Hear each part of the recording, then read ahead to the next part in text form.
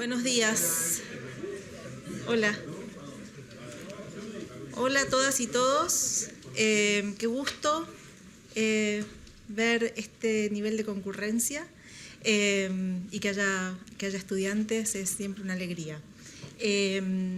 Vamos a dar inicio a este panel, a este encuentro. Lo vamos a hacer poco formal. Igual parecía que si yo estaba en la sala convenía que abriera yo, entonces acá estoy abriendo, pero en realidad después voy a ocupar un lugar en el panel. Quiero agradecer a todos los presentes, muy especialmente a Peter Schiavellis, que nos visita, y a Catherine por haber organizado este encuentro. Ahora van a venir las presentaciones un poco más formales. Yo solamente con estas palabras les doy una cálida bienvenida y voy a ocupar mi lugar en el panel y espero que tengamos una buena, interesante conversación sobre la posibilidad de un retroceso democrático en América Latina. Gracias. En nombre del Instituto de Ciencia Política les doy una cálida bienvenida al evento. Está en retroceso la democracia. Nos espera un debate muy animado con un panel de expertos y expertas destacadísimos en el tema. Y al fondo la pregunta que nos hace la profesora Catherine es, ¿está en retroceso la democracia? Es una pregunta conceptual, metodológica, pero también tiene implicancias y relevancia para el mundo real. Así que agradezco mucho a los y las panelistas y también la profesora Catherine Reyes Householder por la idea, la organización y ejecución de todo. También quería aprovechar la instancia para compartir algunas noticias lindas sobre el Instituto de Ciencia Política. La semana pasada salieron los rankings QS, World University Rankings. Esos son uno de los rankings más destacados, más prestigiosos, más citados de universidades. Y en este ranking el instituto se posiciona como en puesto número 43 este año. Y es el único departamento de ciencia política en la región, en América Latina, en posicionarse dentro de los primeros 50. Esta noticia obviamente nos llena de orgullo, de alegría. Es fruto de esfuerzo de toda la comunidad, estudiantes, profesores, profesionales, administrativos, etc. Así que quería compartir y celebrar esta noticia con ustedes, pero también agradecer y felicitar a cada una de la comunidad. Así que eso, felicitaciones y muchas gracias por todo el esfuerzo que ponen en su quehacer. Y sin extenderme más, porque nos espera un debate interesantísimo, quiero dar la palabra a la profesora Catherine para que nos explique el formato del debate y también introduzca los y las panelistas. Gracias. Hola, soy Catherine Reyes Householder. Tenemos a 5 panelistas muy destacados hoy, quienes van a presentar visiones distintas sobre la posibilidad de que haya retrocesos en la democracia en el mundo y especialmente en América Latina. Entonces, yo pedí a los panelistas de contestar la gran pregunta, si es que está en retroceso la democracia, especialmente en América Latina, pero también contestar un par de preguntas más que tienen que ver con metodología, cómo deberíamos conceptualizar y medir la democracia, por qué importa, qué sabemos y qué no sabemos sobre los eventuales retrocesos en la democracia. La verdad es que la idea de este debate viene de Peter Schiavellis y no de yo. Peter Schiavellis es profesor titular de Wake Forest University en los Estados Unidos. Es coeditor de la revista PS Political Science and Politics. El profesor Schiavellis nos va a hablar sobre argumentos de un simposio que salió el año pasado, en donde se debatió la eventualidad de retrocesos en la democracia en el mundo. Entonces, Peter va a partir con 15 minutos y después vamos a seguir con David Altman, profesor titular del ICP y experto en la democracia directa. Es uno de los coordinadores del proyecto Variedades en la Democracia, conocido como VIDEM, desde sus inicios, y actualmente también es director del nuevo Centro Regional de VIDEM de América Latina, que está aquí en el ICP.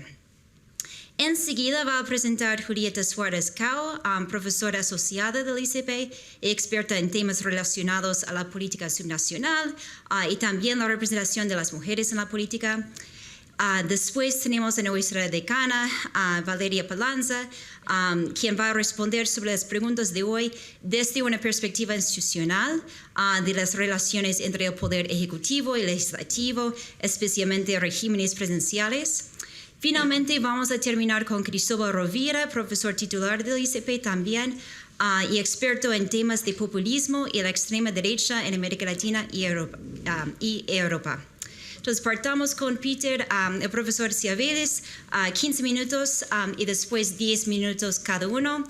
Y al final abrimos al público para preguntas y comentarios. Hola, muy buenas tardes. Es un placer estar con ustedes esta tarde y además estar de visita en el Instituto de Ciencia Política, pero no siento como visitante, o sea, siento mucho en casa con mis colegas de años y también amigos. Además, me da un poco de vergüenza conversar que yo fui profesor visitante en la Católica hace 25 años, cuando estaba en Ciencia Política en el sede central, en la Alameda, pero siempre es un placer estar con ustedes acá. Quiero agradecer a Catherine por sus esfuerzos en organizar este panel tan importante y también expresar que es un placer y un honor estar con mis colegas otra vez acá. Además, quisimos aprovechar del rol central de la ICP en VIDEM y el rol del profesor Altman como director regional para aprovechar de una conversación sobre el valor de lo que hace VIDEM y lo que hacen las otras agencias que miran la democracia en América Latina y en el mundo. Aquí, en el fondo, estamos aquí para, como dijo Catherine, la profesora Householder, el debate en torno al retroceso democrático, si existe o no. Y aquí les quiero dar un poco de contexto sobre ese debate. Yo no digo que el debate comenzó con un artículo, pero en el fondo el debate actual empezó con un artículo publicado en PS por Andrew Little y Ann Meng, que circuló ampliamente antes de que fuera publicada en PS Political Science and Politics, el journal de que soy yo un editor. Y ellos se trataron del consenso emergente al nivel mundial de que había un retroceso de la democracia en el mundo. Ellos dijeron que ese debate y ese consenso fue muy exagerado y que no fue basado en datos empíricos. Esto desencadenó una tormenta de tweets, ataques desde de todos los lados, por todas las razones, en Twitter, ahora X, como dice siempre la New York Times. Recibieron acusaciones de empoderar a dictadores, decir que China y la India fue una democracia, incluso hasta el punto que Narendra Modi hizo referencia a los hallazgos de Little y Meng para defender su gobierno. Entonces fue una controversia bastante seria.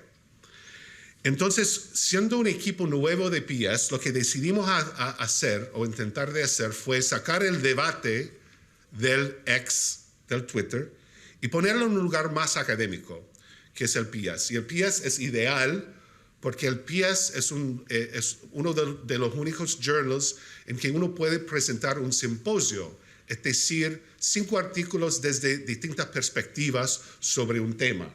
Y mis amigos y amigas son expertos y expertas porque han tenido simposios que van a salir o ya han salido y lo van a ver y tienen que verlo. Entonces decidimos hacer un número especial y invitar a Little y Meng para presentar su argumento, pero también invitar a otros expertos y agencias para hacer una respuesta al argumento. Invitamos académicos y gente de Brightline Watch, de VDEM, del Democratic Erosion Consortium.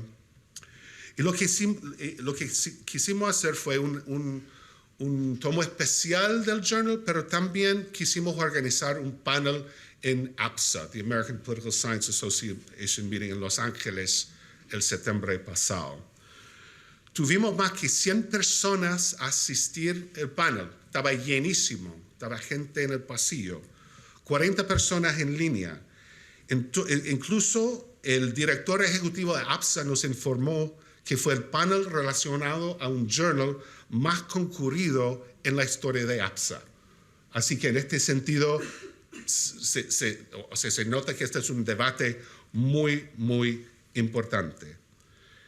Bueno, puede ser que tuvimos un debate muy animado, hubo algunas acusaciones veladas y no veladas, y me atrevería a decir insultos, al menos acusaciones de tener fines egoístas en presentar su argumento, para generar conflicto, para generar debate, para generar Google Scholar sites, cosas así.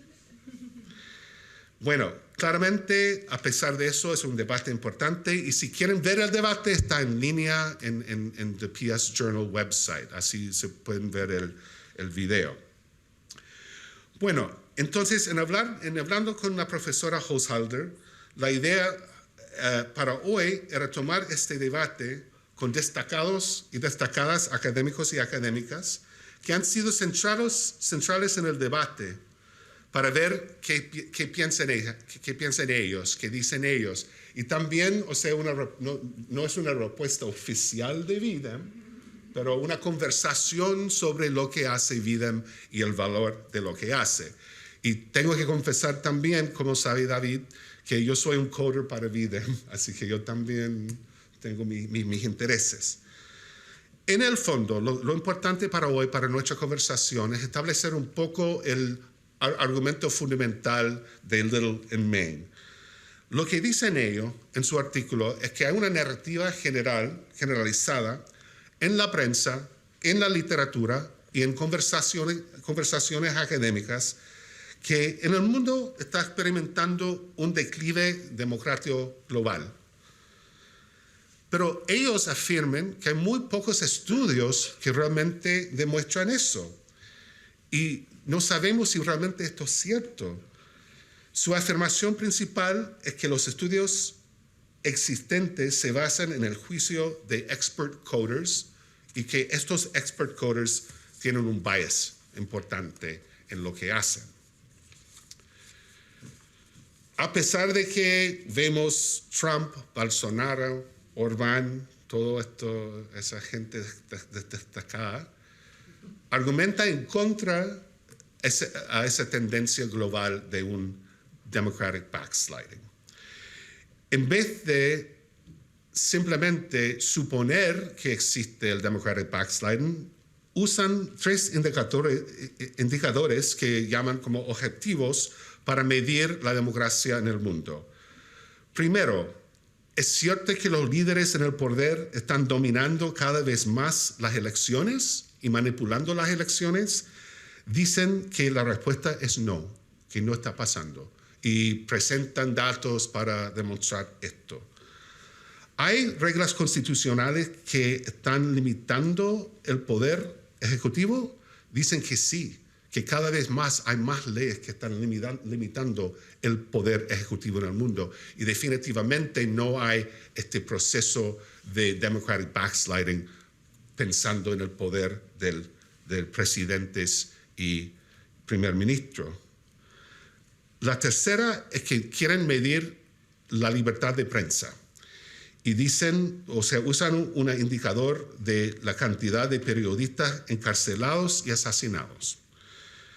Entonces, cuando presentan estos 3 indicadores, encuentran que realmente no existe una tendencia de democratic backsliding en el mundo, y plantean que los resultados, lo que estamos viendo, el la causa de esta conversación es simplemente coder bias, que gente como yo que está haciendo el coding para Chile y gente que están haciendo el coding para los otros organismos que miden la democracia, que tienen un bias y este bias afecta los resultados que estamos haciendo. Y eso dicen que se ha desembocado en una tendencia de groupthink, que todos simplemente decimos, sí, hay democratic backsliding, sí, hay democratic backsliding, sin hacer un intento real de presentar medidas empíricas que demuestran esa tendencia. Su afirmación más importante es la siguiente. Dicen, aunque no podemos descartar la posibilidad de que el mundo esté experimentando importantes cambios casi exclusivamente de maneras que requieren un juicio subjetivo para detectar, esta afirmación no está justificada por la evidencia existente. Y allí empezó el debate. En este simposio tuvimos 8 papers, así que no quiero presentar los argumentos de los 8 papers porque no tenemos tiempo, pero lo que sí quiero presentar, cuáles fueron los argumentos centrales de la gente criticando el argumento de Little and Meng. En el fondo, nuestros autores toman la supuesta de que hay un coder bias y quieren presentar medidas que demuestran que realmente no hay un coder bias. Y segundo, hacen críticos de la metodología de Little and Meng. Primero, en cuanto a Freedom House, en cuanto al tema de coder bias, el artículo de Freedom House, la respuesta de Freedom House dice que tienen reglas muy establecidas durante muchos años para determinar si un país cambia de categorización, como de autoritario, democracia, que ese cambio tiene que empezar con algún evento discreto o una serie de eventos muy definidos para determinar cómo calificar una democracia. Y la gente haciendo el argumento para el cambio tiene que presentar evidencia empírica del cambio. Eso fue fundamentalmente el argumento de Freedom House. En cuanto al equipo de VDEM que presentó allá, que fue Stefan Landberg allá, hacen una serie de pruebas para ver si realmente existe un coder bias en los resultados. Y encuentran que es muy improbable que existe este bias, presentando una serie de tests para ver si existe. Y además plantean, o sea, el equipo de VDEM plantea que la distinción entre indicadores subjetivos y objetivos es muy, muy exagerada. Y los llamados indicadores objetivos también requieren múltiples juicios ocultos por parte de los seres humanos.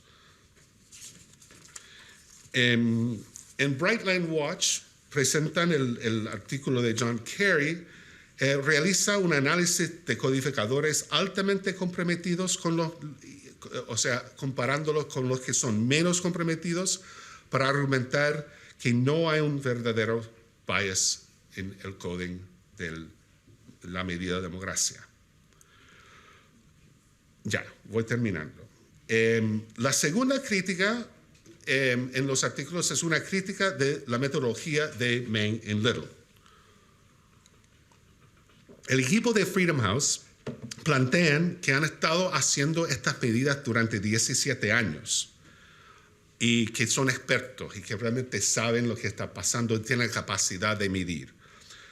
Además, dicen que Meng y Little son demasiado limitados en las variables que utilizan, solamente utilizando estos 3 variables que son muy, muy estrechas y que realmente no cubren el amplio rango de lo que es una democracia. Y por ejemplo, en Freedom House usan medidas de libertades civiles que no usan Little y Meng, que plantean el equipo que son mucho más importantes. Además, hacen el argumento, otro autor hace el argumento que el enfoque de Meng y Little puede distinguir entre autocracias y democracias, pero que se pierden variaciones sutiles dentro de las democracias que tal vez son más importantes. Bueno, esos son los argumentos fundamentales que quiero plantear para nuestros panelistas para conversar un poco sobre la validez de lo que dicen Meng y Little, tanto como los críticos. Y además quiero terminar con un poco de advertising para mi journal, que los que están escuchando, que por favor vean el journal. Como equipo editorial hicimos un esfuerzo a hacer PS un journal mucho más internacional. Antes fue enfocado principalmente en la política norteamericana. Por eso invité a varios de mis distinguidos colegas ser miembros del cuerpo editorial y también participar en mandando simposio. Pero quiero alentar a la gente también en el público a hacer lo mismo y ver el journal, donde están apareciendo los debates más importantes en la ciencia política. Otra vez, muchas gracias. Un placer estar con ustedes. Y empezamos el debate. Sí, ¿está prendido? Sí. Bueno, nosotros venimos midiendo democracia hace mucho tiempo. Y hay ciertas cosas que son casi obvias, ¿no? Por ejemplo, sabemos que hay diferencias sustanciales entre lo que podría ser Suiza y Corea del Norte, Suecia y Eritrea. No es tan difícil saber quiénes son los democráticos y quiénes no son los democráticos. Ahora, es mucho más difícil hacer distinciones más finas. Por ejemplo, ¿qué país es más democrático, Suiza o Estados Unidos? ¿O Chile es más o menos democrático de lo que era 5 años atrás? Eso no es tan fácil decir. ¿Puede un país avanzar en ciertos aspectos democráticos y retroceder en otros? Bueno, tampoco es tan fácil de decir.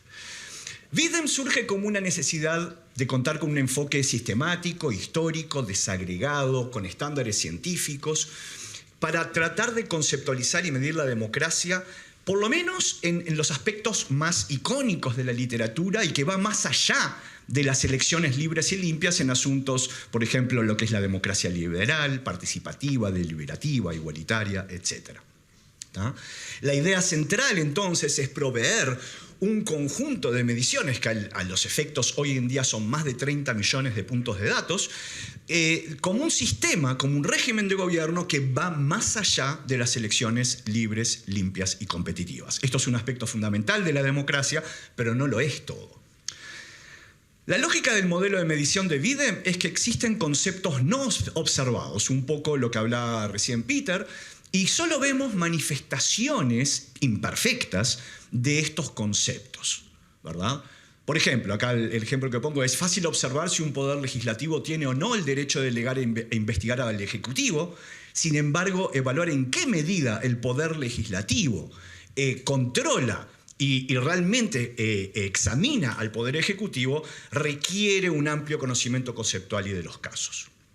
Entonces, Videm suele recopilar datos por lo menos de 5 expertos por país, por año de observación, utilizando un conjunto de aproximadamente 4.300 expertos en el mundo, expertos locales esencialmente, que emiten juicios sobre más o menos 200 casos, politis, países, si ustedes quieren, a través de unos 500 conceptos aproximadamente, de los cuales la mitad son indicadores objetivos, la otra mitad subjetivos, a lo largo más de 120 años. Esto hacen los casi 30 millones de puntos de datos. Los expertos codifican sus juicios sobre estos conceptos aplicados a casos concretos utilizando categorías ordinales. 1, 2, 3, 4, a través de una tarjetita, bien clásico el asunto. Y nuestro modelo convierte estas valoraciones en una escala latente continua y así estudiamos y tenemos la capacidad de ver los valores del concepto, su error y sus posibles sesgos. Fundamental esto. No solamente a nivel de los indicadores, no solamente a nivel de los índices medios, sino los índices agregados. La pregunta que nos hizo Katy para hoy es si la democracia está en retroceso, ¿verdad?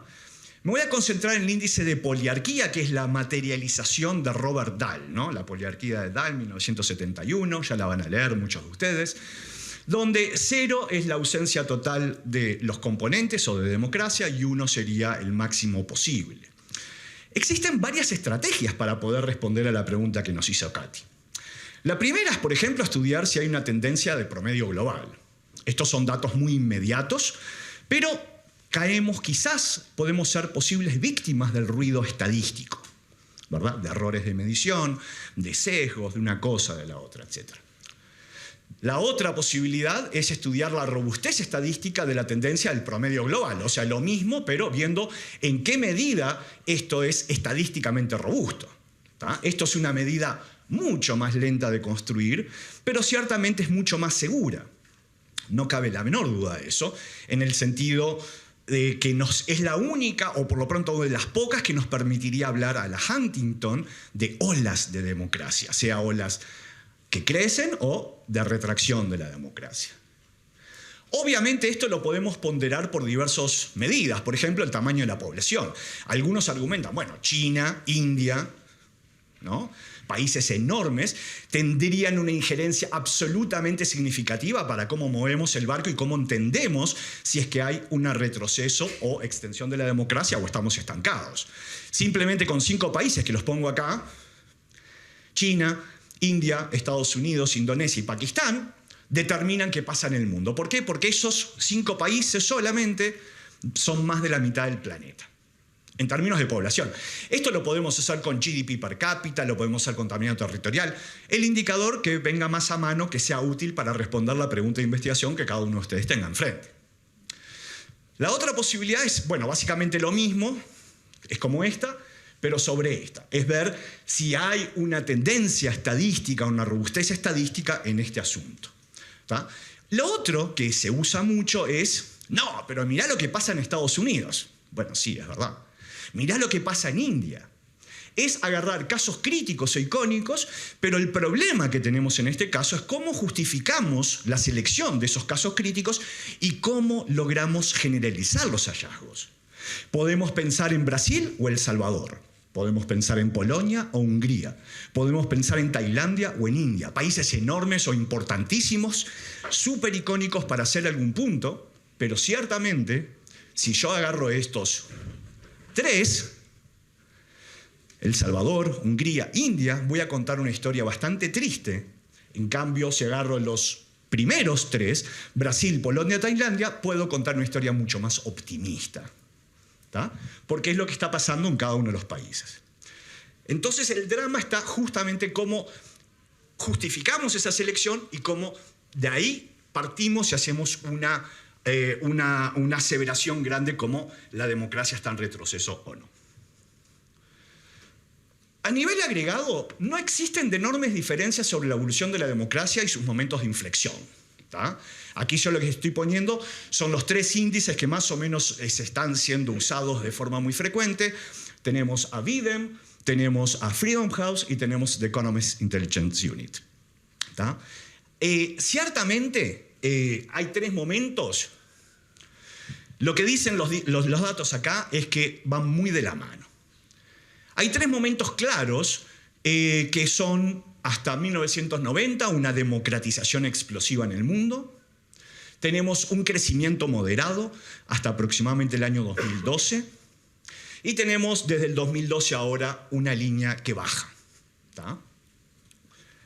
Y esto es lo que nos hace el debate de hoy. Entonces, ¿vemos una caída? Sí, vemos una caída en el nivel medio global de la democracia. La pregunta es si esta caída es real o ruido estadístico, ¿verdad? Que es este pedacito con la línea segmentada. La pregunta entonces es si esta caída es significativa más allá de los errores de medición. A diferencia de todas las otras mediciones de democracia en el mundo existentes hasta el momento, Videm es la única que ofrece intervalos de confianza y márgenes de error. Esto es absolutamente importante. ¿Tá? ¿Por qué? Porque el nivel de democracia podemos decir, en el mundo, el año pasado, es semejante al que existía en el pasado, específicamente en el año 2001. ¿Lo ven? Ese es el nivel medio. Sin embargo, para responder el grado de certeza sobre esta caída, su naturaleza, debemos considerar los intervalos de confianza estadística dado por los propios márgenes de error, ¿verdad? Y básicamente lo que podemos decir es que no podemos tener certeza que hay una diferencia sustantiva entre dos coeficientes en la medida que los intervalos de error se superpongan. En otras palabras, podemos tener certeza que efectivamente sí hay una diferencia sustancialmente en la medida que estos intervalos de confianza no se superpongan. Consecuentemente, en base a poliarquía, la medición de poliarquía de Bidem, solo puedo estar estadísticamente seguro de que estamos mejor que en 1989. Miren la cota superior del intervalo de confianza con la cota inferior del intervalo de confianza hoy. Con la información agregada con la que contamos, no podemos estar seguros que hay un retroceso democrático. Sin embargo, y yo creo que sí, esto vamos a poder extendernos porque veo que mi tiempo ya estamos a 1 minuto, es indiscutible que si nos concentramos en algunos casos específicos, existen indicios preocupantes sobre un proceso de caída, de retroceso de la democracia. Pero de ahí a hacer una extrapolación sobre casos seleccionados en función a la caída de la democracia global, argumentar algo así como que exista una ola de retroceso democrático es muy arriesgado, por decirlo menos. Desde esta perspectiva, yo comparto con los colegas, con Little and Main, de que no nos podemos apresurar. Sin embargo, existen indicios, pero estadísticamente hablando, no tenemos certeza alguna de que hay un retroceso democrático. Muchas gracias.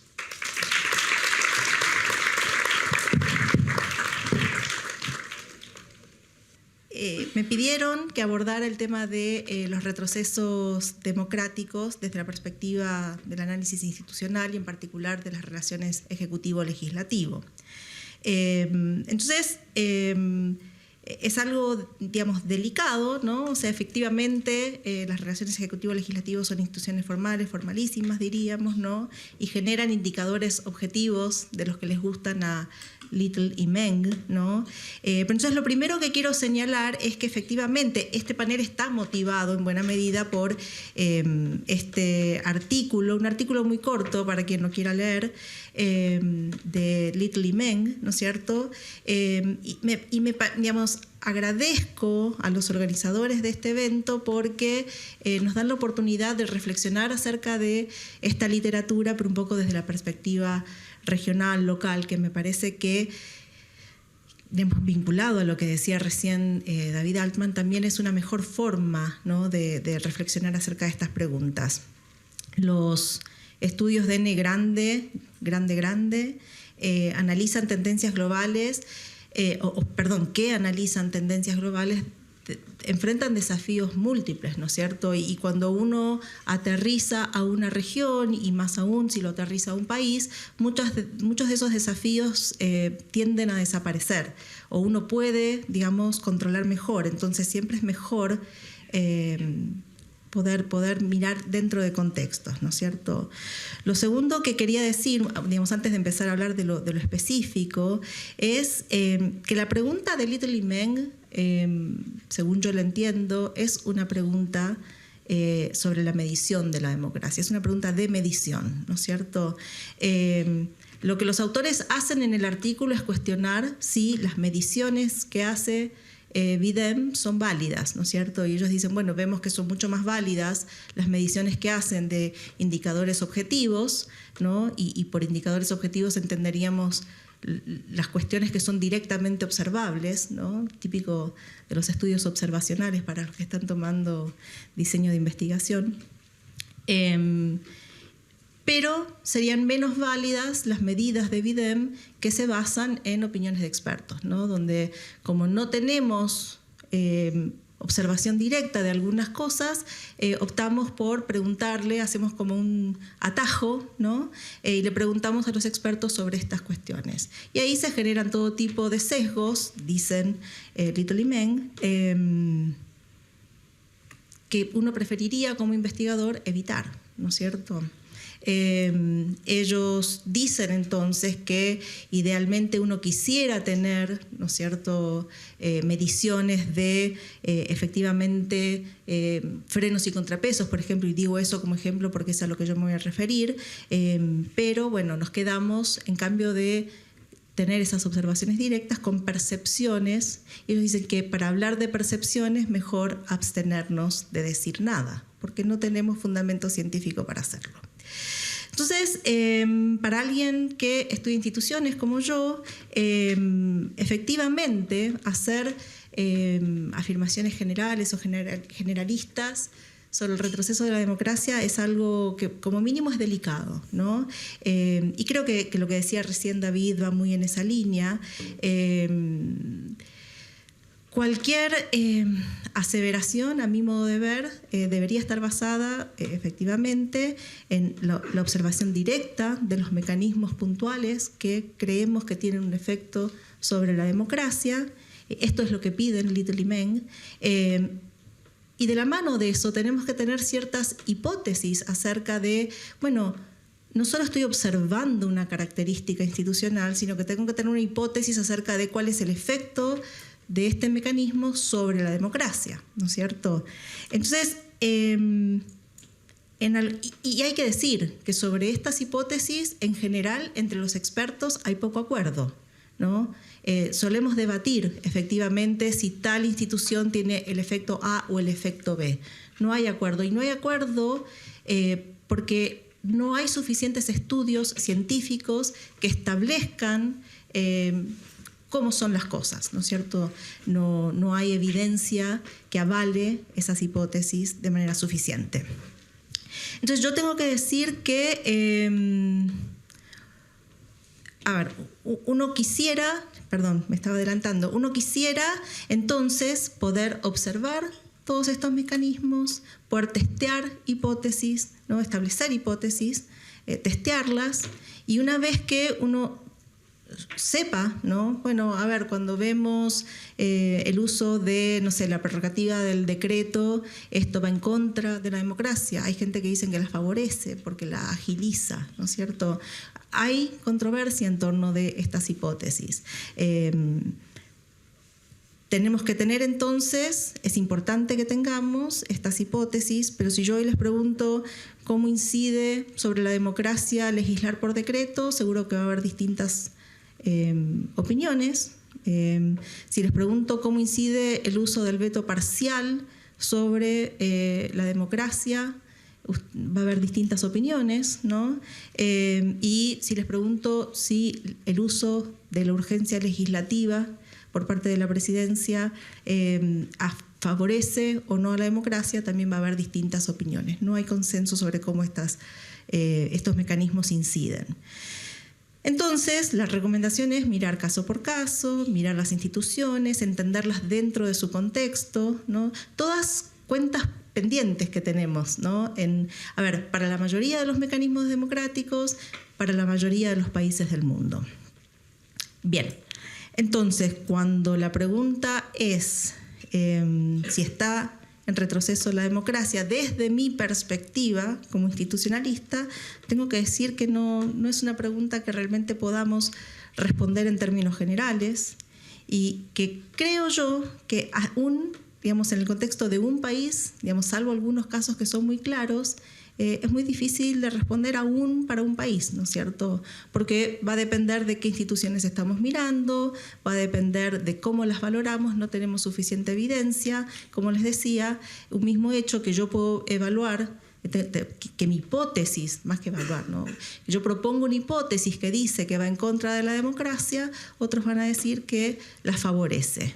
Y no tenemos estudios empíricos suficientes para poder avalar una u otra hipótesis.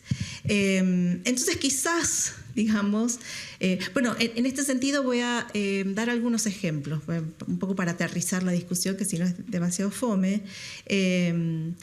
Hay un debate en Chile, ¿no?, acerca de si debemos agrandar o achicar el Congreso, ¿no?, la cantidad de representantes en el Congreso. Y hay expertos que opinan en favor de una alternativa y la otra, ¿no?, o la otra, según el experto o experta. Y me quedan 2 minutos, sí, perfecto. Y con estas opiniones distintas, ¿no es cierto?, todos creen decir que con una alternativa o la otra se favorece la democracia. No tenemos evidencia como para poder demostrar significativamente uno u otro caso. Tenemos convicciones. Lo mismo, por ejemplo, en Argentina, ¿no es cierto? Recientemente, por decreto, un presidente trató de derogar 300 leyes. A primera vista parece poco democrático, ¿no? Pero hay quienes dicen que la acción unilateral del presidente puede favorecer la democracia si la hace más eficiente y si eso, en última instancia, hace que la gente reciba lo que demanda. Bien, ¿no? Y uno al mismo tiempo, digamos, se dice mucho que los congresos en América Latina están en declive, pero si uno mira el Congreso de Brasil sería difícil decir que ese Congreso está en declive, y por el contrario parece que el Congreso se ha fortalecido en décadas recientes.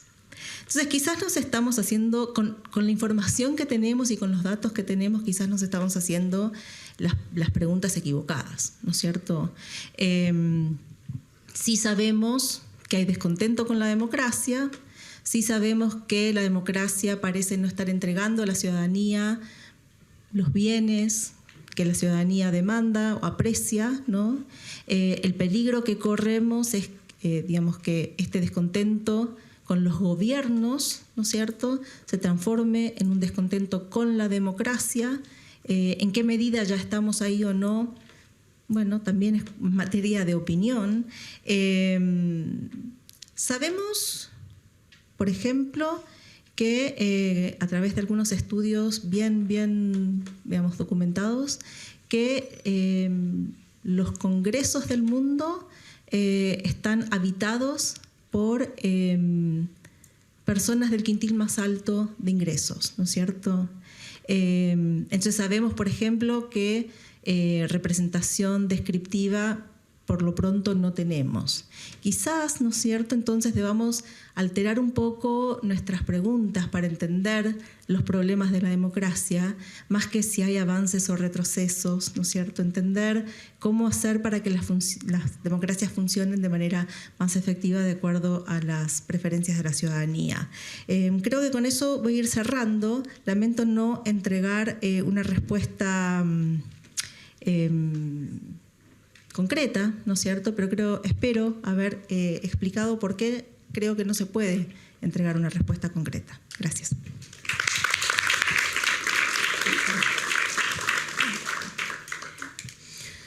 Muchas gracias por la invitación, Catherine, Peter, por el simposio tan interesante. Léanlo, aunque yo voy a hablar bastante de otros papers que no se mencionaron tanto, pero no lo tomen como una invitación para no leerlo. Aunque, spoiler alert, y ya creo que se habrán dado cuenta por las presentaciones que me sucedieron, a la primera pregunta de Cathy de si está en retroceso la democracia, la respuesta es depende, ¿no? Y leyendo del simposio, yo lo que les podría contar es que tanto entre las respuestas que hay a Little Men, hay como un cierto patrón, ¿no? Quienes dicen que no, que la democracia no está en retroceso, suelen tener una visión más electoralista de la democracia. Y quienes dicen que sí, que la democracia está en retroceso, suelen incluir muchas más dimensiones en el análisis. Entonces eso creo que es algo interesante para ver.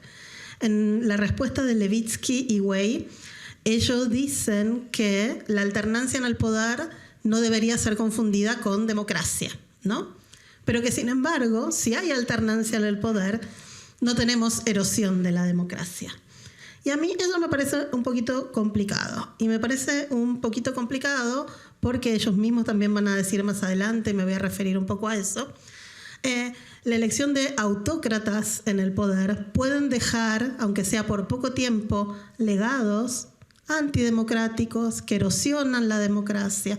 Y aunque en la próxima elección gane otro partido, una candidatura más democrática, muchas veces es muy difícil volver atrás con estas bombas de tiempo o erosiones de la democracia que quedaron, ¿no? Y para ellos esto no sería un problema porque mostraría entonces que el régimen sigue siendo competitivo.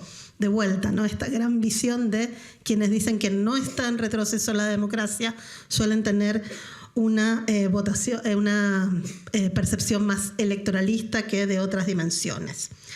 Para mí, el caso de Estados Unidos, y acá estoy haciendo un poco de trampa porque nos pidieron que habláramos de América Latina, pero bueno, the Americas.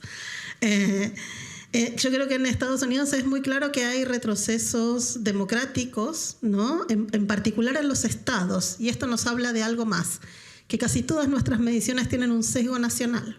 Estamos viendo y tratando de medir, con poco éxito, según mi antecesora en La Voz, avances y retrocesos de la democracia a nivel nacional. Pero si vemos a Estados Unidos, encontramos casos de estados de franco retroceso democrático, con leyes de documento de identificación para acceder al voto, con gerrymanderings obscenos a nivel estatal, con leyes que quitan la franquicia electoral, poder participar a personas que hayan estado en la cárcel, y eso en Estados Unidos implica dejar fuera, digamos, del cuerpo político a grupos sociales determinados que tienen una tasa de encarcelación mucho más alta. Entonces, aún con Biden, hoy podemos seguir encontrando erosión de la democracia a nivel estatal. Obvio, seguramente podemos encontrar aún con Trump estados donde la democracia resiste, ¿no?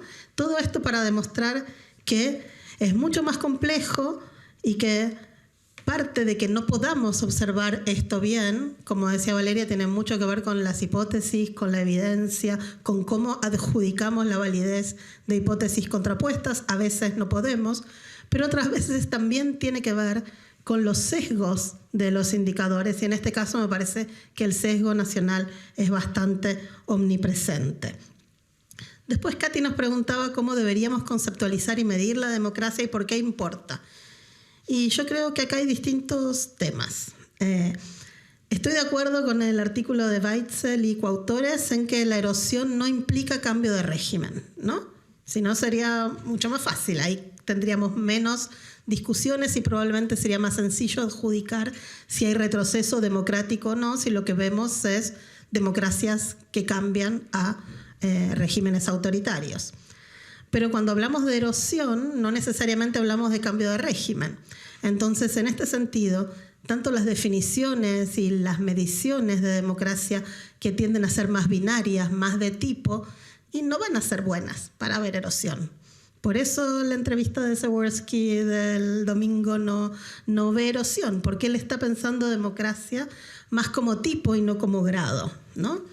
Con estos tipos de definiciones y con estos indicadores lo que vamos a poder observar es cambio de régimen, pero no le podemos pedir observar erosión.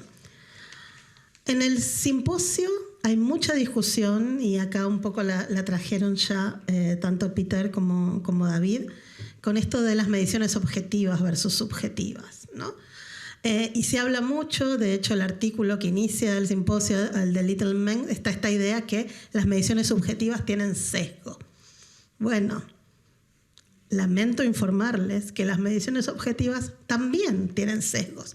Este sesgo nacional que les hablé antes, pero obviamente tienen sesgos de género. ¿Cuánto tiempo estuvimos llamando democráticos a regímenes donde las mujeres no tenían derecho a voto? Hoy en día seguimos llamando democráticos a países donde las mujeres están alevosamente subrepresentadas en las instituciones democráticas, en todos los niveles de gobierno, no solo a nivel nacional.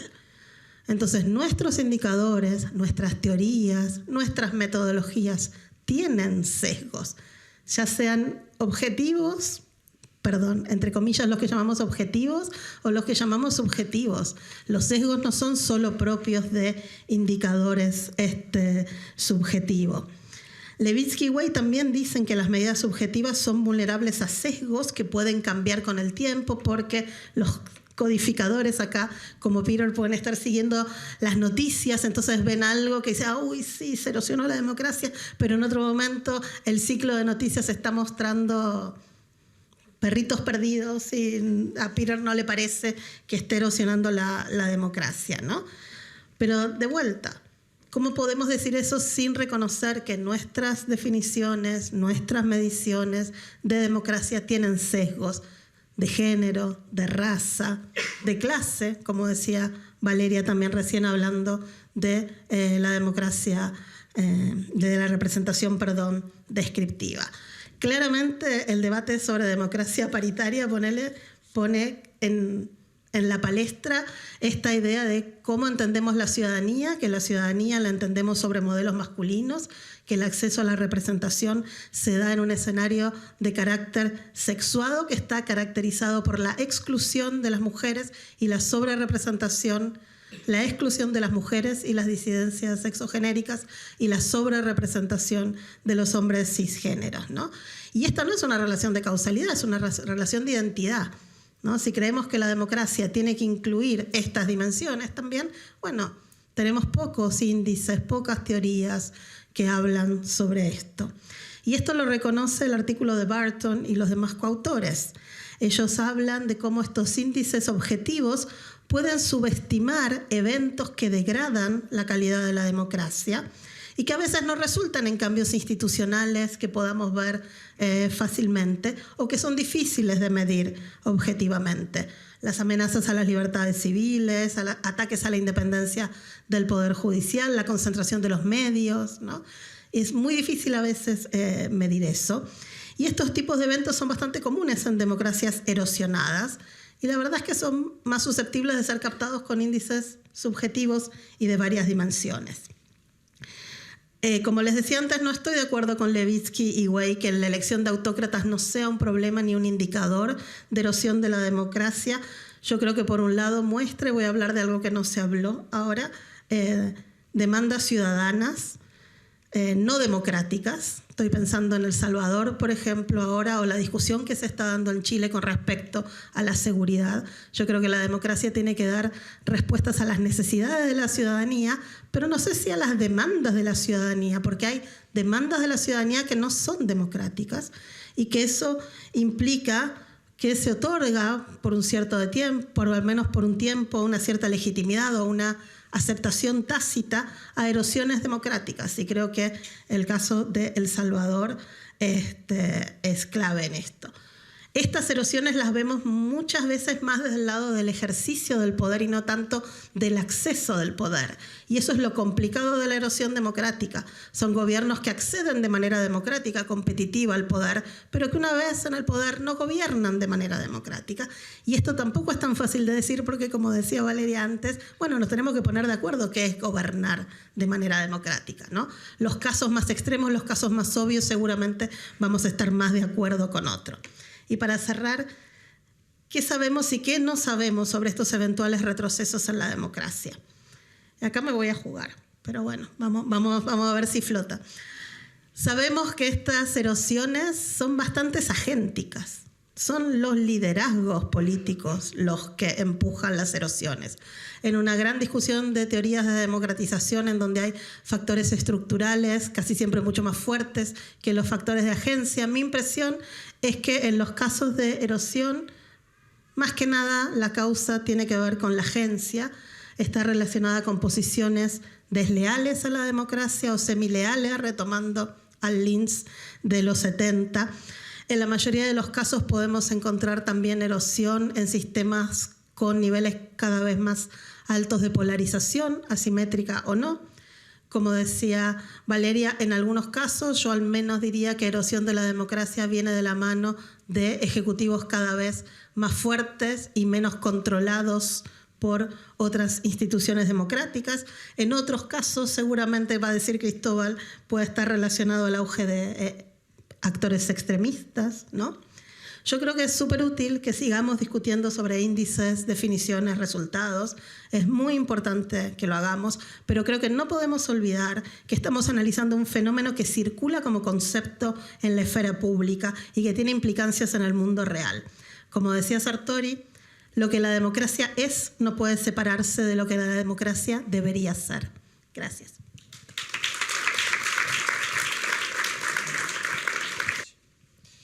Bueno, muchas gracias por la invitación y yo me voy a pegar también a la idea que tenía Catherine y lo que ella me dijo es, en base a investigaciones que yo he estado realizando en el último tiempo, es preguntarnos cuál es el rol que la ultraderecha puede estar jugando y conecta con un punto de Julieta que es la agencia, hasta qué punto determinados actores juegan un rol determinado o no en este proceso de retroceso o no de la democracia. Y yo creo que el argumento general que yo les voy a dar conecta bastante con cosas que hemos estado conversando y como cerró David también cuando él decía, y también mis compañeras que venían presentando, que depende si nosotros nos enfocamos en large N o en small N. Yo pertenezco a aquellos de que estoy particularmente preocupado por determinados países y las tendencias que están marcando.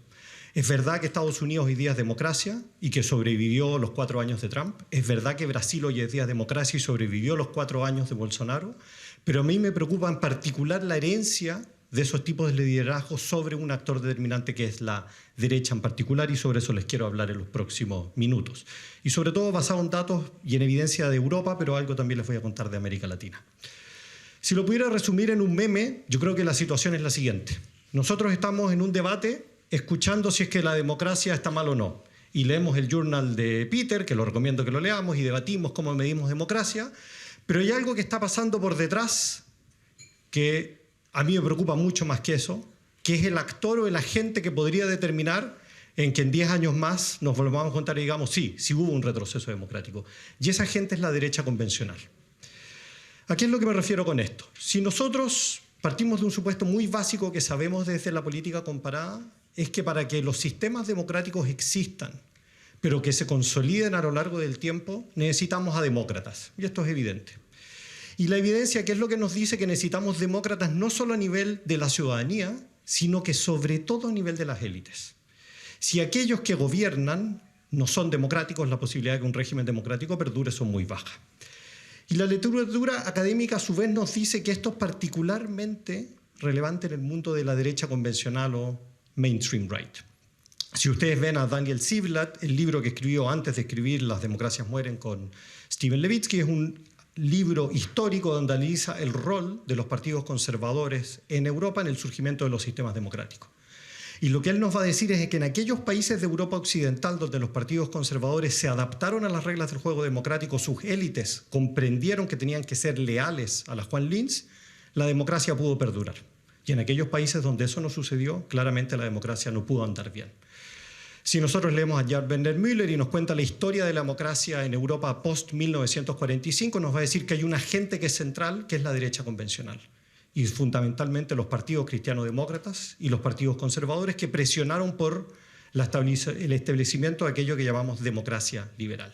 Y si nos vamos a América Latina, Edward Gibson tiene un libro clásico sobre la Argentina que él va a decir el gran problema de Argentina es que históricamente nunca logró consolidar un partido de derecha convencional. Y eso nos explica por qué tenemos la oscilación de democracia y autoritarismo.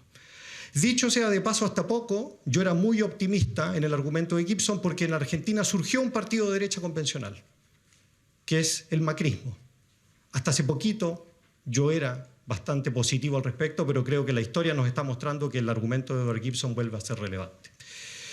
Lo que voy a hacer a continuación ahora es mostrarle algunos datos de Europa que nos van a reforzar parte de esto que yo les estoy señalando acá. Un primer dato que me imagino que la gran mayoría de ustedes han escuchado es que hay una familia de partidos que le está yendo crecientemente bien en Europa, que es lo que se llama la derecha populista radical, y de hecho ustedes ven la línea de cómo va subiendo, que son actores que claramente desafían al sistema democrático. Y tenemos una familia de partidos que históricamente le iba muy bien y que ha ido decayendo a lo largo del tiempo, que es la familia de los socialdemócratas.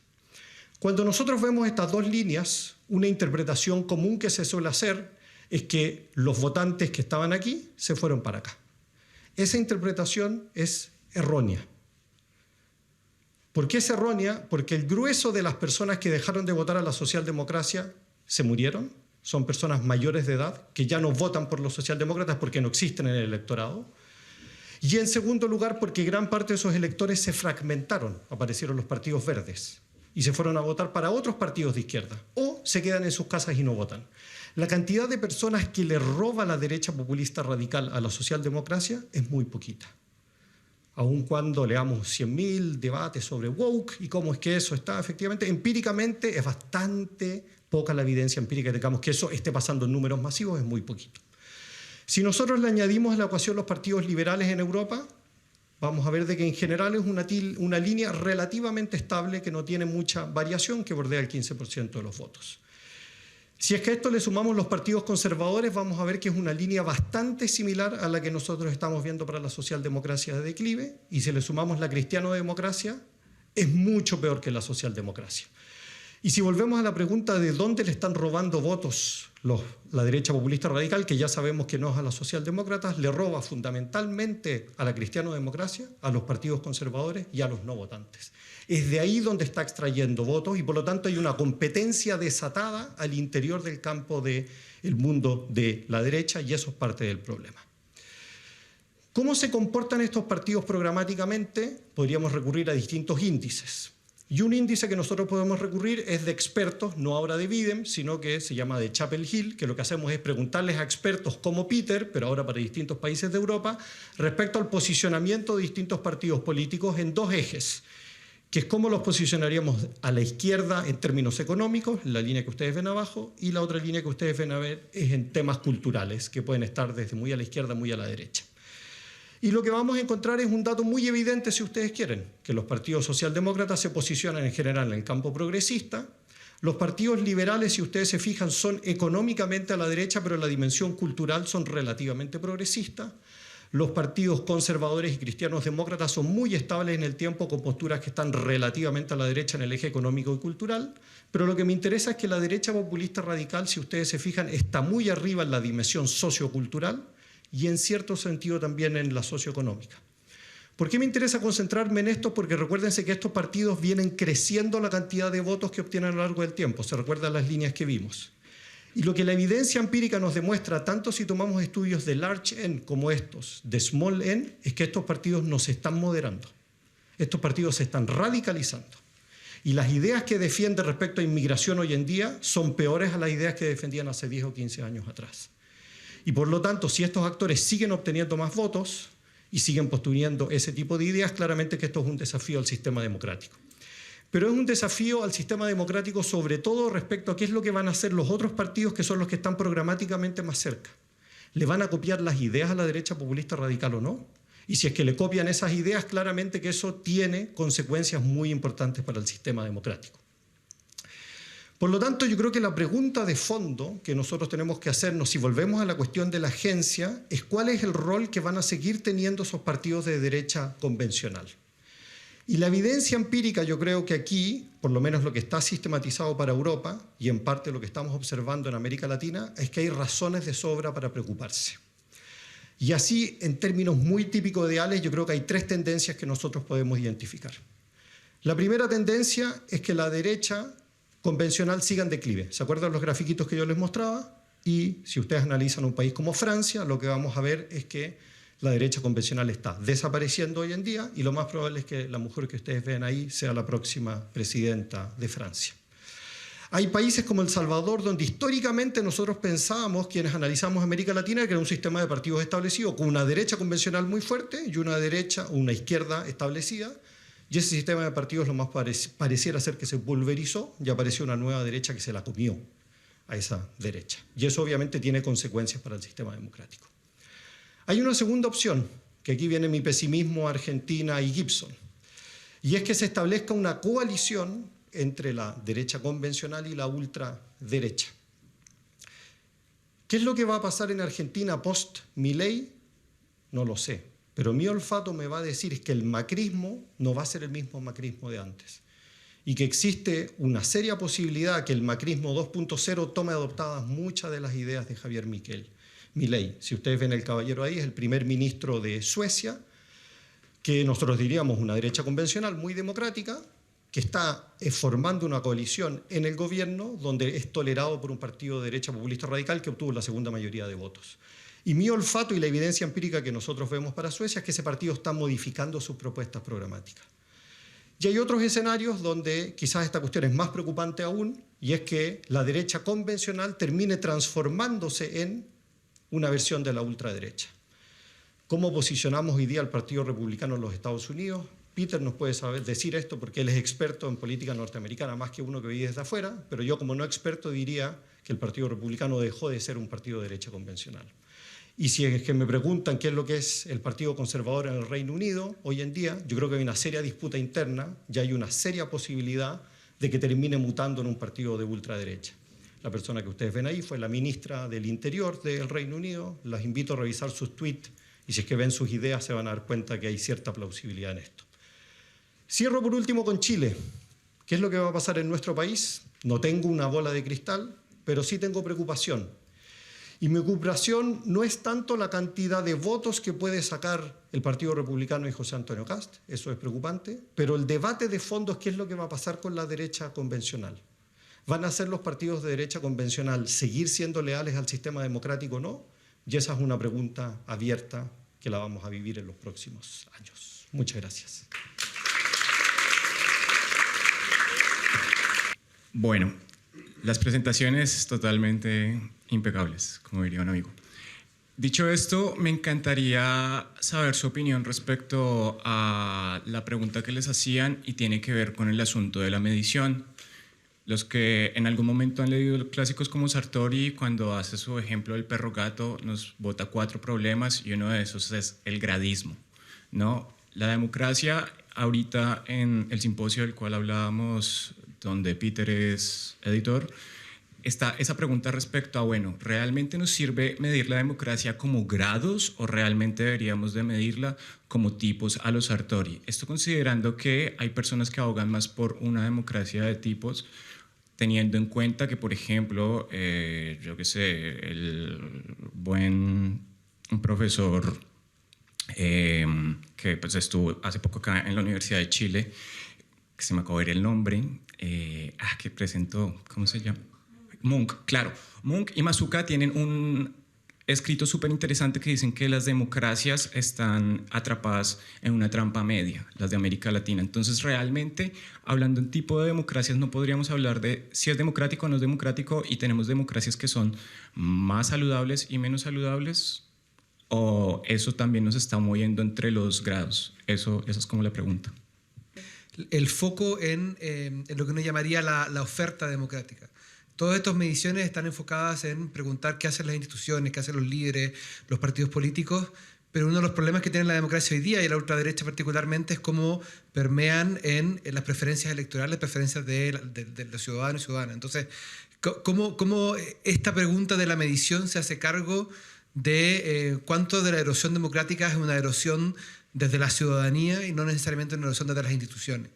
Y en ese sentido también les pregunto si es que no vale la pena revisar de forma más dinámica el concepto de democracia, porque la pregunta sobre la medición es una pregunta que supone ciertos consensos en términos de conceptuales, y yo creo que quizás el gran factor es que hoy día lo que entendemos como democracia y lo que la gente espera como democracia es muy distinto a lo que se imaginó Sartori o incluso lo que se imaginó Bidem o Freedom House hace 30, 40 años, y que entiendo que sigue debatiendo, pero por ahí puede ir el tema. La primera tiene que ver con viajando todos estos argumentos también al contexto de América Latina, y hemos tocado temas sobre la representación descriptiva de las mujeres, la ultraderecha, pero ¿qué opinan ustedes de también tomar en cuenta los desafíos y a los desafiantes que también encontramos actualmente en América Latina? Y eso tiene que vincularse estrechamente con el tema del narcotráfico y las bandas ilegales en América Latina, que si bien todos hablamos de indicadores o de diferentes temas donde se puede evidenciar el retroceso democrático, teniendo en cuenta estos otros actores que se pueden configurar como élites económicas y muchas veces permean el sistema político, también hay que tener en cuenta la agencia de estos actores y cómo permean la democracia y también pueden profundizar este retroceso democrático si lo vemos en base a determinados issues, por ejemplo. Y por otra parte, también cómo este retroceso democrático y las consecuencias que trae, sea el auge de la ultraderecha, también impregna otros avances que importan respecto a la igualdad de género en la región y cómo estas tendencias de retroceso democrático, la ultraderecha también pueden dar cabida a mermar las diferentes políticas en pro de la igualdad de género o defensa de los derechos de las mujeres y de las minorías. Gracias. Muchas preguntas interesantes. A medición, si debemos de medir grados o tipos, o sea, yo diría lo que siempre digo a mis estudiantes, la manera de medir algo depende de lo que quieres encontrar. Así que en este sentido depende cuál es tu variable dependiente y qué estás intentando explicar. Una posibilidad también es empezar estableciendo tipos generales y luego midiendo grados dentro de estos tipos. Entonces, en el fondo depende de lo que quieres saber. Mira, en cuanto hay una relación con todas las otras preguntas que quiero hacer, mira, lo que pasa es que surgió Trump y luego surgió mini Trumps por todo el mundo. Y cómo llamaron al Bolsonaro como el Trump tropical, o sea, nombres así, ¿viste? Y no se trata, aunque lo pensamos, que esa gente está copiando a Trump. Lo que está pasando realmente es que hay fuerzas internacionales, domésticas, económicas en todos estos países que están produciendo el mismo tipo de demanda. Y eso va a la tercera pregunta. O sea, como ha demostrado el trabajo de Cristóbal, por ejemplo, o sea, hay cierto perfil de esa gente que está apoyando a los Trumps, los Bolsonaros en el mundo que responde a ciertas fuerzas económicas. Así que yo creo que esa es una cuestión global. Podemos decir la misma cosa de la tercera pregunta sobre el narcotráfico, inmigración, seguridad y género. Son fuerzas otra vez internacionales que están produciendo, de mi juicio, una respuesta de votantes que muchos de nosotros encontramos como terrible, pero por otra parte tiene una explicación. Para ponerles un ejemplo, cuando ganó Trump en 2016, me dice cuando tengo que parar, Catherine. Cuando ganó Trump en 2016, por ejemplo, me llamaron de América Latina diciendo, oye, Peter, ¿qué está pasando en el país? Qué terrible, ¿qué está pasando? ¿Cómo lo puedes explicar? Porque es un resultado terrible. Y yo digo, bueno, tiene sentido, porque si tú imaginas que, por ejemplo, que eres un hombre blanco de 50 años que tiene un trabajo en una fábrica, un salario bueno, que puede tomar una vacación, tener un auto, mandar los niños al junior college local, lo que sea, y de repente llegas a la fábrica y dicen despedido, vas a estar súper enojado porque no hay oportunidades, no hay trabajo y vas a terminar trabajando en el Walmart como un greeter en el Walmart y empezar a votar por Trump y echar la culpa a negros, mexicanos, mujeres, y de ahí, de mi juicio, yo veo ese perfil de votante emergiendo y es parecido en muchos países, incluso en Chile, diría. Ahí lo voy a dejar. Ya, a ver, ¿por dónde entramos? Sobre el tema de grados y tipos, concuerdo un poco con lo que decía Peter, depende de tu pregunta de investigación y lo que te sea más útil en tu investigación. Yo personalmente tiendo a creer de que existen gradaciones, existen diferentes grados vos mencionaste la palabra saludable, sí, de sanidad democrática, y ciertamente hay muchos regímenes autocráticos que tienen elecciones, tienen competencia controlada, pero competencia al fin, al punto que Little Maine dice que China es democrática. O sea, créeme, yo eso no lo compro. Compro muchas cosas de sus argumentos y de su crítica, pero materializando lo que ellos proponen, da absurdos. Un poco lo que mencionaba Fabián con India, ¿no? En temas de oferta y demanda democrática, ¿no? La pregunta de Javier. Yo creo que justamente una de las, y voy a romper una vara por Biden, una de las maravillas que tiene Biden, o una de las tantas maravillas, es que, fuera de broma, es la posibilidad de entender democracia con distintos sabores y matices. Hay tradiciones democráticas muy distintas, una cuestión es la democracia deliberativa, otra la participativa, liberal, etcétera, etcétera, etcétera. Y creo que justamente la dimensión participativa se hace mucho más cargo de esto que a ti te preocupa, que es un poco esta relación entre oferta y demanda democrática. Entonces, hay índices que sí abren la cancha y permiten jugar un poco con ciertas sensibilidades, la tuya o la tuya que mencionabas recién de género, ¿no? El acceso a las mujeres a la justicia, la libertad de movilización de las mujeres. Esto, Biden tiene un sesgo muy nórdico en ese aspecto y justamente es muy sensible a esto, cosa que yo le doy la bienvenida. Ciertamente, cuando hablamos de posibles olas de retroceso o cambios democráticos, yo no me imagino a Huntington en el año 74 o en el año 75 yendo a Portugal y preguntando, ¿es verdad que empezamos la tercera ola democrática?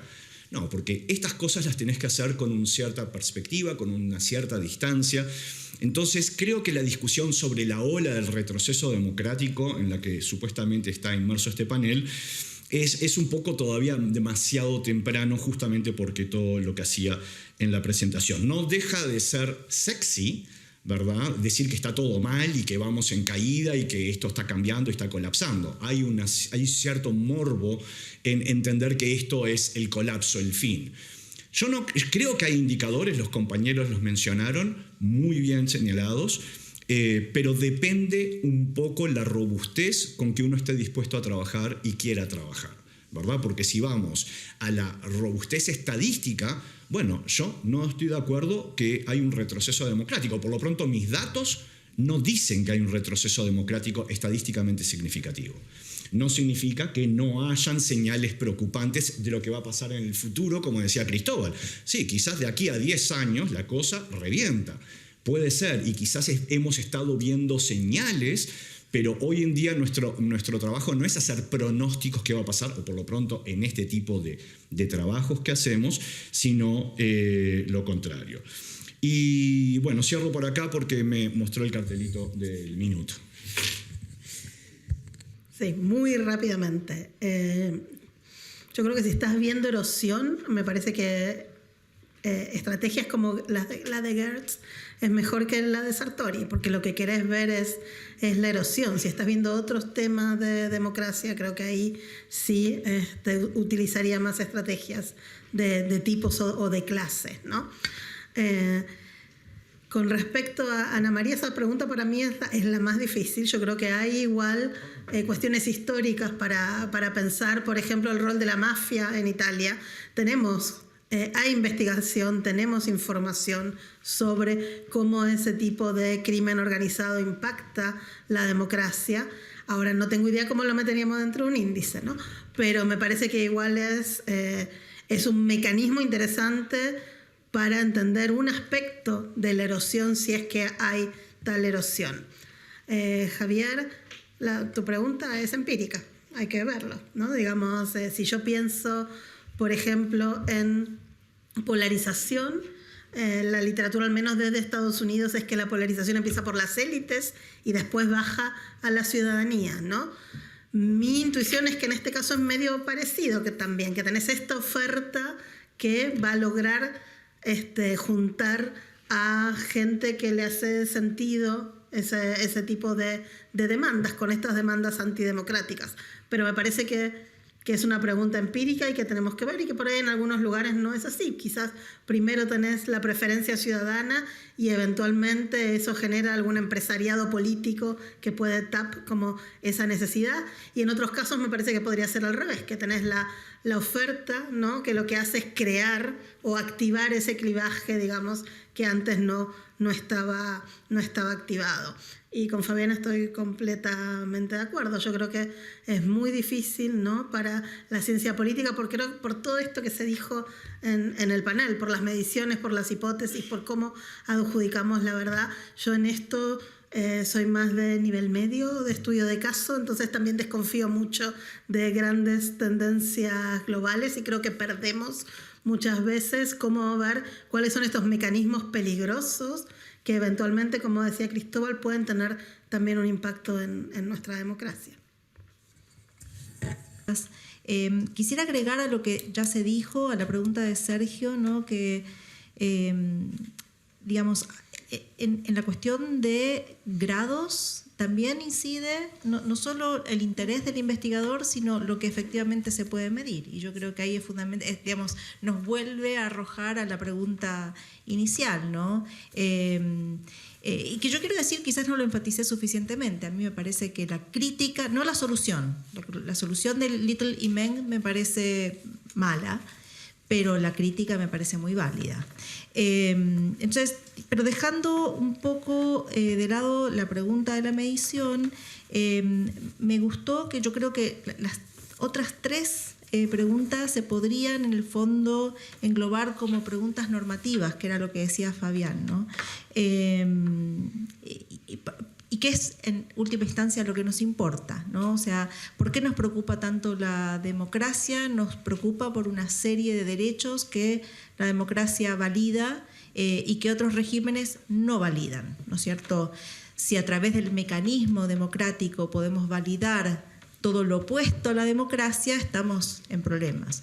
Pero también estamos en problemas cuando en democracia no nos hacemos eco de todos los derechos que la democracia valida. Y yo creo que ahí está la trampa en la que hemos caído, ¿no es cierto? Tenemos democracias altamente ineficientes, no han, algunas sí, otras no, algunas más, otras menos, pero en definitiva yo creo que el enojo de la ciudadanía, el desapego, en algunas partes más, en otras partes menos, pero siempre presente, de la ciudadanía con la democracia, tiene que ver con que esta democracia que entrega una serie de derechos, y los podemos enunciar y avanzan en el tiempo, no históricamente, pero esos derechos no se terminan concretando, y creo que en esta última etapa, ¿no es cierto?, sobre todo los derechos sociales, si nos referimos como a los derechos como los enuncia Marshall, ¿no? Entonces, creo que ahí está el dilema. Tenemos democracias que no están delivering the goods, ¿no es cierto? No están entregando a la ciudadanía esos bienes que la ciudadanía demanda, sea en términos de más derechos, por ejemplo, ¿no? las demandas de género, ¿no? De ser reconocido como ciudadano, de ser reconocido como actor político activo, pero también yendo a cuestiones mucho más concretas, cuando pensamos en derechos sociales, el acceso a una tomografía computada, ¿no es cierto?, a un diagnóstico a tiempo. En tanto, nuestras democracias fallan en eso, se tornan manipulables, porque yo también creo que es verdad, ¿no?, en esto que planteaba Javier, es verdad que los medios, ¿no?, como este efecto de retroalimentación sobre la democracia, pero parece que en todos los casos eso se encuentra con una semilla, ¿no?, con un caldo de cultivo, ¿no?, que de lo contrario no prendería. Entonces, creo que la pregunta que nos debiésemos hacer es acerca de eso, de si las democracias están cumpliendo con lo que se propusieron. Ahí lo dejo. Muy breve, para que no me muestre la señal, Catherine. Un punto quiero decir sobre la oferta y demanda. Yo creo que hay una interacción entre ambos. Y parte del argumento de lo que yo quería desarrollar es que la fórmula, como yo entiendo la literatura y gran parte de la evidencia, es que en todas las sociedades existe una demanda por determinadas ideas que son iliberales y que de manera directa o indirecta atentan contra el sistema democrático. Y eso ha existido siempre en todos los sistemas democráticos. El problema es cuando tenemos ofertas programáticas que empiezan a capitalizar en esa cuestión. Y eso es lo que a mí particularmente me asusta, por así decirlo. No es que los ciudadanos estén transformando y se estén volviendo mucho más autoritarios que antes, sino que tenemos ofertas que buscan deliberadamente politizarlos y simultáneamente los otros actores se dejan de jugar dentro de las reglas de juego establecidas. Y un segundo punto muy breve que conecta con lo que decía Valeria, yo creo que parte del problema de por qué esos actores tienen éxito también, o esas ideas programáticas tienen éxito son por las mismas fallas del sistema democrático, de no poder canalizar determinadas cuestiones. Y la cuestión de seguridad ciudadana en América Latina es muy evidente.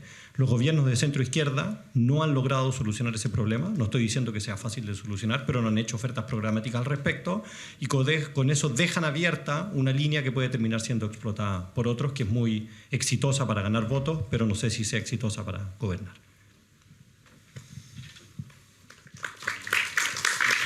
Agradecemos a nuestros panelistas y cerramos el debate.